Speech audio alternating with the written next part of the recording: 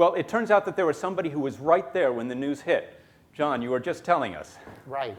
Actually, the Friday before this, we were having a meeting at Lenny's house on Park Avenue for the Young People's Concert on Saturday. And Mary Rogers was there, and I was there, and Roger Englander, who was the producer and director of the Young People's Concerts, were there. And we were going over the scripts, and Lenny reads them, and we troubleshoot and do all sorts of things like that. And suddenly somebody burst through the doors and said, "Kennedy's shot. Kennedy's shot. Kennedy's dead." And you could imagine the reaction that Lenny had, because they were so very, very close. And of course, we all had. We were traumatized. I can tell you that we didn't know what to do. Lenny didn't know what to do.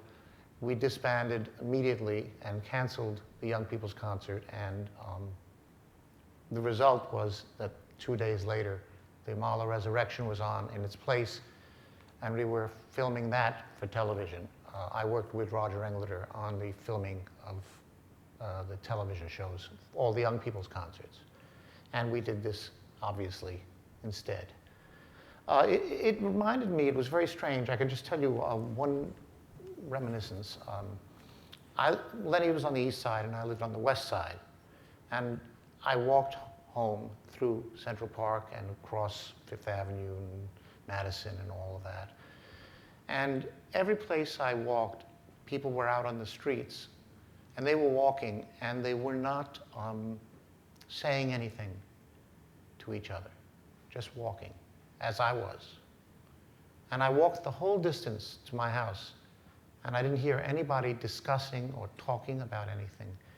And the second time that happened to me was on 9/11. I live on West End Avenue and 77th Street.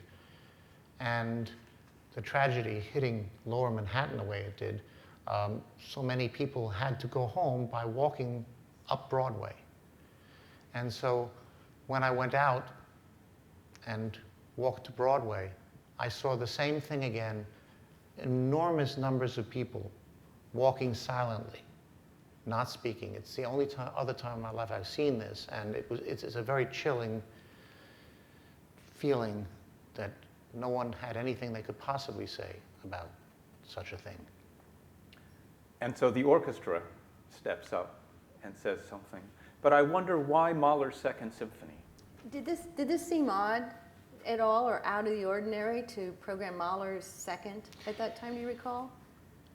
Well, it was programmed as it's being programmed tomorrow because it's the Resurrection Symphony. And the idea of resurrection, the idea of some kind of saving of the soul seems terribly important at a time like this. And but this was the first time for a national tragedy that Mahler was used in this capacity for memoriam. And so, although we take it for granted today that the Mahler 2 is an obvious choice to play, back then it wasn't necessarily so. Although we always associate Lenny with that, with Mahler and this. It was also the first time that a complete Mahler symphony was performed on television. So it was 80 minutes. I mean, I don't know if you all thought we were going to play the whole thing for you, and you were a little worried, but it was the first time that a symphony of this size was heard on TV. And it was also, it's something then that in my years here that I've often wondered about. Before Bernstein, Mahler was played a lot at the Philharmonic by great interpreters of Bruno Walter, Metropolis, Klemper, Radzinski even. I mean, almost every music director played Mahler, and yet it goes to Leonard Bernstein. The identification with Mahler goes to Leonard Bernstein. And although, yes, we know of his own personal identification, I think that maybe one of the reasons in the public's mind is because it was Lenny who brought Mahler and these extraordinary moments of public mourning together. You know, that event, for those of us who were around for the learning about the assassination of a president, we never forget. And so if you associate something like Mahler with that, so people who had never, not only had never heard Mahler in a concert, but had never even been to a concert hall, now associated Mahler with the tragedy of JFK. So it's a very kind of a sea change in how we started to use what kind of music to recognize these events. You know, before that, when Roosevelt died, they played Adagio for strings of Samuel Barber. And Sam was a young composer, and in fact not that well known, but because it was played at Roosevelt's memorial, that piece became iconic. And of course Samuel Barber is now iconic also, but it became also a symbol of mourning. So much so that it was used in Platoon and other films and many other things afterwards to symbolize the tragedy of death. Right. But you know, then it's interesting if you go back to what was done before FDR. I mean, the music of mourning during World War I was McDowell's, the Dirge from McDowell's Indian Suite. And yet today, I mean, I don't know who last heard the Indian Suite. It's a work we don't hear anymore, and yet it was absolutely the music that was performed for, in particular, first for just the fallen soldiers during World War I. But then it was played for Theodore Roosevelt's, the Philharmonic played it for Theodore Roosevelt's memorial concert that the Philharmonic did. So it's interesting on how these things also then fall out of favor in this.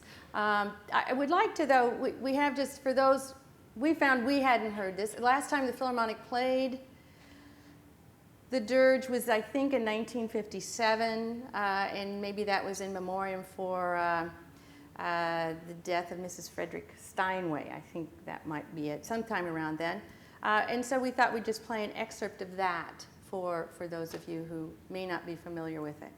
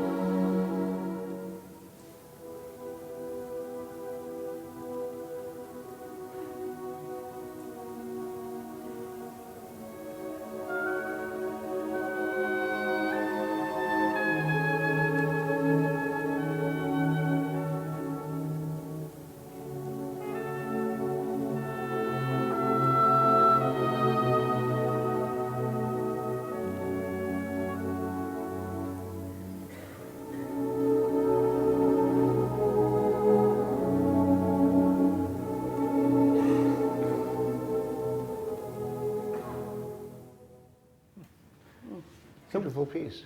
Yeah, it is. Very beautiful. They described that the entire audience would stand when this was played. Really? And how long a piece is it altogether? It's about 8 minutes. Is that about it, Kristen? Right, about 8 minutes. Like the Adagio. Yeah, the Like Dirge. the Adagio. But yeah, like the Adagio. Same right, length. exactly Yeah. that, and it has that kind of quality to it. So, Barbara, what are some of the other pieces that were played? If we go all the way back to Abraham Lincoln, how was that commemorated? Well, with the Beethoven Ninth. The Philharmonic had, I already decided to program that work, had programmed it, and it was performed about the same time when Lincoln's funeral, his coffin, his cortege arrived in New York. But the Philharmonic musicians, it was a cooperative at that time, and so the musicians made all the decisions about this, decided that it was inappropriate to play the Ode to Joy. And so the last movement was excluded. They only played the first 3 movements. And they explained this very clearly, but still, even then, the critics were extremely hard on the Philharmonic and claimed that they The only reason they excluded the last movement is because they couldn't find singers to do it. So didn't get a break in that one. But so, and then to the Beethoven Ninth was very popular for when Anton Seidl, the Philharmonic's music director in the 1890s, suddenly died. They played again the Ninth, and then too they excluded the last movement as well. So we had Beethoven, then for a while we had McDowell, and now we have Barber. And for FDR's, the Philharmonic played Beethoven there as well. That was their choice in the 40s in that. So